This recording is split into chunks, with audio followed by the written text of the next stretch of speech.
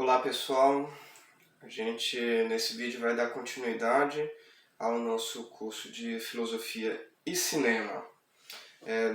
No vídeo passado a gente comentou as notas introdutórias sobre o nosso curso, o problema central, né, a motivação do sujeito de agir de forma ética e a resposta estética para isso, né, como a arte, especificamente aquilo que nos interessa aqui, o cinema pode fazer essa transformação. E ao final do vídeo passado, a gente comentou que ia continuar agora elaborando filosoficamente dois outros conceitos que são fundamentais no discurso cinematográfico, né? E para esse objetivo que a gente tinha inicialmente, o objetivo de reflexão. Né? E quais são esses dois conceitos, que é o objetivo nesse nosso vídeo agora, que é a janela do cinema e a identificação, não é? De forma clara e sucinta, né, eu vou apresentar os dois conceitos e depois da apresentação vou fazer uma elaboração do desenvolvimento, né, e o que está por trás aí, o que está em jogo nesses conceitos, tá bom? Primeiro, a janela do cinema, aqui a gente entende como realmente uma metáfora, né? Onde você abre uma janela e olha aí o que tem depois dessa janela. Você está na sua casa, você abre, vamos supor que da sua casa dá para uma rua, não é? Você abre a janela, olha a rua. E aí quando você olha essa rua, você vê aquele movimento, as pessoas, o que você tem contato aí, né? Você tem contato com o mundo, bom?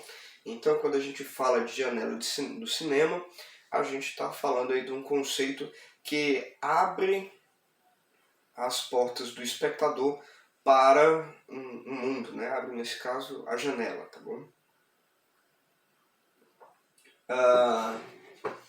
E quando a gente fala de identificação, a gente está falando aí de como o espectador, assim, que está lá vendo uma obra, né? Como o espectador ele se identifica com um personagem ou tema, ele se encontra, né, naquela obra a qual ele está apreciando.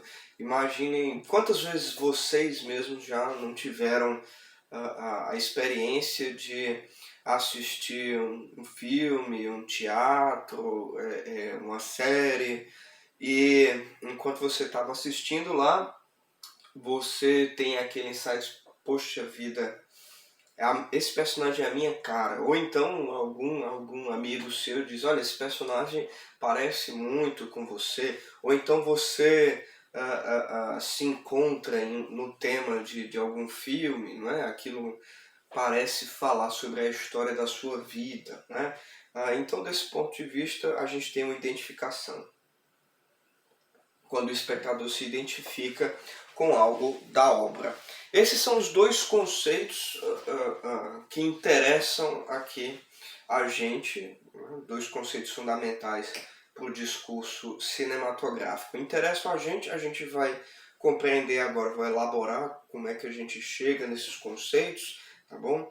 A gente vai compreender tanto esse desenvolvimento como quais são as consequências aí, o que está em jogo quando a gente está falando sobre esses dois conceitos no debate entre filosofia e cinema, tá certo?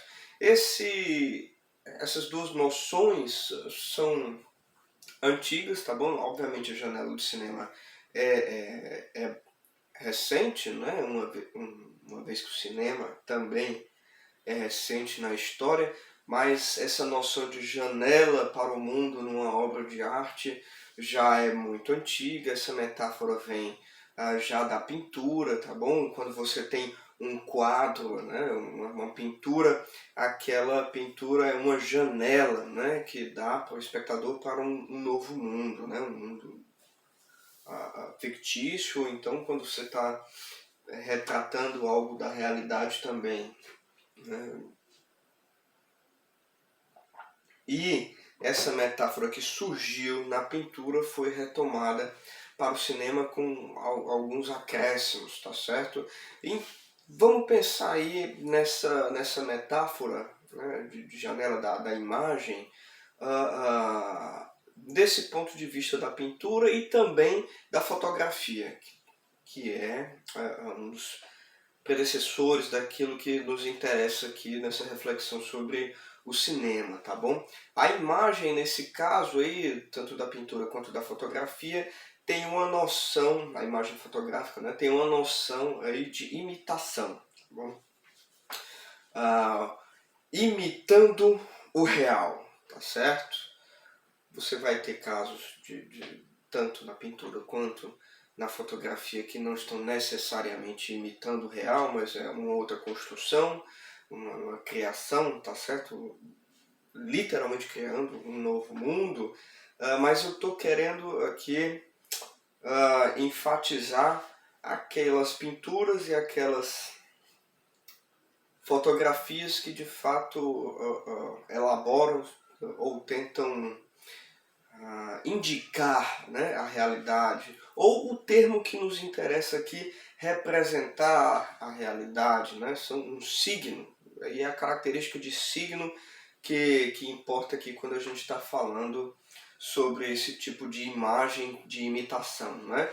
Deixar um pouco mais claro por que a gente fala de imitação, tá bom?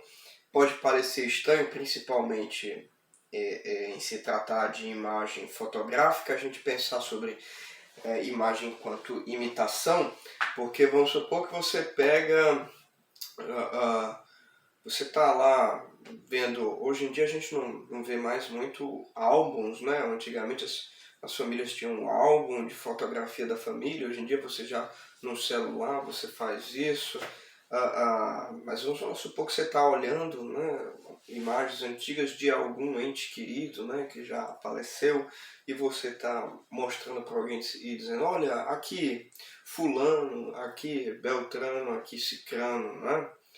Você aponta para a foto, né, nesse caso a foto digital,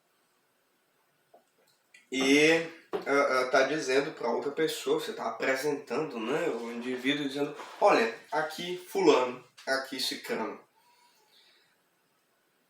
Se a gente parar um pouquinho para pensar, a gente vai perceber que, embora a gente faça isso no nosso cotidiano, aquela imagem não é a pessoa. Aí você fica, como assim? Da mesma maneira, quando você bate uma foto de um cavalo, por exemplo, a foto não é o cavalo. A foto é a foto, o cavalo, é outra coisa, a foto não é a coisa, a imagem não é a coisa, né? Mas a gente costuma dizer que a imagem, a foto representa a coisa, né? Significa a coisa, simboliza a coisa, né?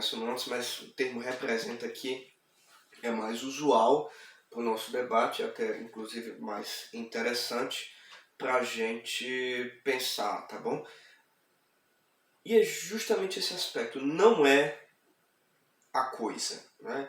E aí quando a gente fala isso, a gente pode utilizar aí os conceitos do Peirce, Charles Peirce, filósofo.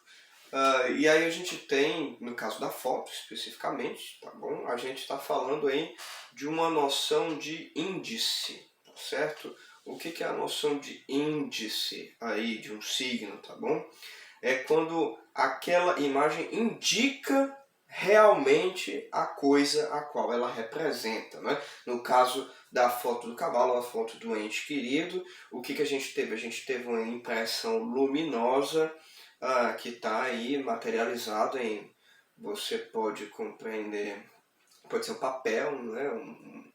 Vários tipos de papéis, papel fotográfico, e aí no caso do celular, né, uma imagem digital em pixels, tá bom? Mas de uma forma ou outra, essa imagem teve um lastro físico aí até a coisa, tá certo? Então ela indica realmente a coisa. Bom, filosoficamente falando, esse debate abre vários problemas, você pode questionar isso, não estou aqui querendo defender esse tipo de tese, eu estou apresentando, tá bom? Deixar bem claro, e também não é do nosso interesse polemizar isso, a gente precisa apenas captar essas ideias.